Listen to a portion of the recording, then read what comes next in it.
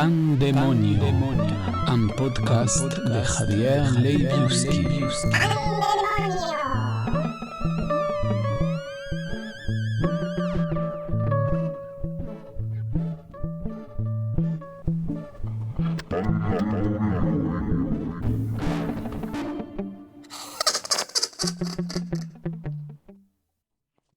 Salut tout le monde, les Judas est un des premiers textes que j'ai écrits.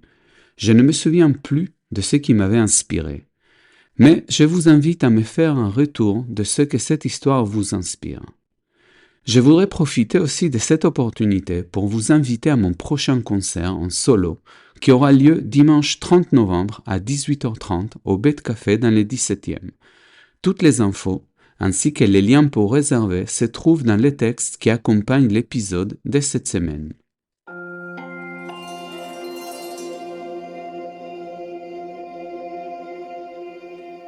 Les Judas. Il est 2h de l'après-midi. La sonnette retentit. Coco marche vers la porte et pose son œil gauche sur les Judas. Il n'ouvre pas directement car ça pourrait être un voleur. Il voit un homme habillé de manière très élégante qui le fixe du regard. Il ne le connaît pas, mais l'homme lui inspire confiance, donc Coco décide d'ouvrir la porte. Il n'y a personne. Il s'agit probablement d'une blague, se dit Coco en fermant la porte. Quelques instants plus tard, la sonnette retentit de nouveau. Coco regarde par les trous et voit la même personne qu'avant. L'homme semble vouloir lui dire quelque chose. Il ouvre la porte, mais le monsieur n'apparaît nulle part. Il marche jusqu'au coin de la rue pour voir si l'homme a sonné puis s'est enfui, mais la rue est déserte comme toujours à cette heure-ci. Coco rentre chez lui et reste à côté de la porte.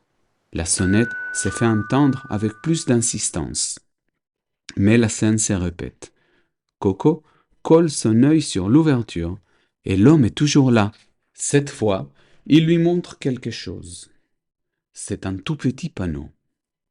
Coco va chercher ses lunettes et à grande peine, il arrive à lire. « Espèce d'imbécile, je suis à l'intérieur du Judas. » Puis, l'homme élégant change de panneau.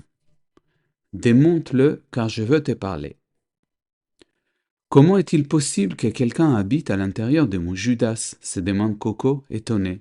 Ceci ne coïncide pas avec les lois scientifiques en vigueur. Il rouvre la porte. Personne. Il ferme et regarde l'intérieur du Judas. Le petit bonhomme a l'air impatient. Bon, peut-être que c'est vrai alors, se dit Coco. Il prend quelques outils et démonte le Judas. Il approche son œil du trou qu'il vient d'ouvrir dans la porte. L'homme minuscule saute sur son nez et s'accroche à un poil. Coco l'extrait doucement et le laisse tomber dans la paume de sa main. Il s'assied et Coco lui demande qui il est et ce qu'il fait à l'intérieur de sa porte. L'homme lui répond avec une voix très très fine. Il lui raconte qu'il s'appelle Julien et que cela fait quelques années qu'il habite là-dedans. Il ajoute qu'il appartient à une très grande famille dont tous les membres habitent dans des Judas. C'est leur métier. Ils s'occupent de les nettoyer de l'intérieur et d'améliorer leur qualité, entre autres choses. Coco le regarde incrédule. Il lui demande comment il a fait pour faire sonner la sonnette. Julien répond que ceci est possible grâce à un système informatique très sophistiqué. Il lui raconte aussi qu'en fait, il gère le reste de la maison depuis son petit trou dans la porte, les lumières, l'eau, et il garde la maison quand Coco s'absente. Coco ne sait pas quoi dire.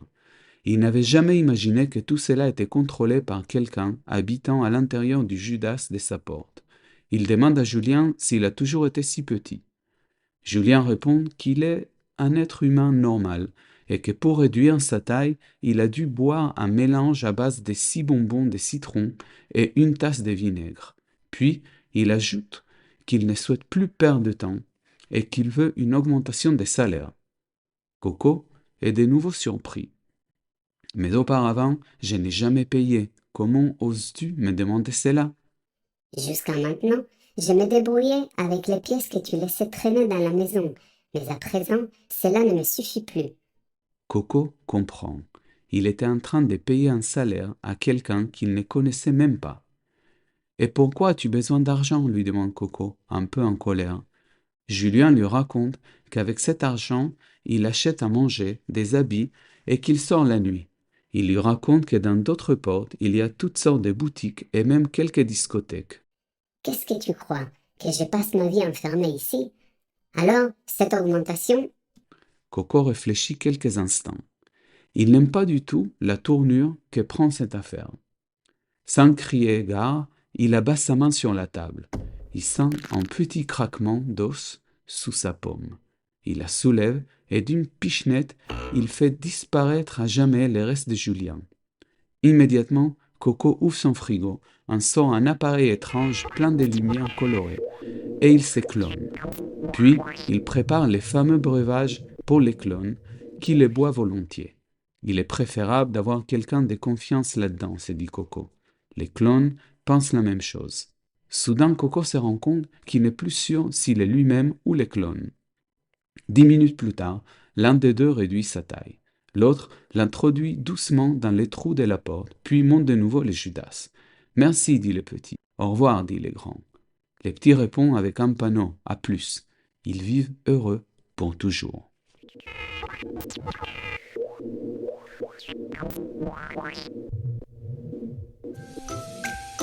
C'est tout pour cette fois. J'espère que cet épisode t'a plu et si c'est le cas, n'hésite pas à en parler autour de toi, à liker le profil Instagram ou Facebook du podcast Pandemonio 2025 et à collaborer sur mon compte Patreon, pan-demonio. À la semaine prochaine!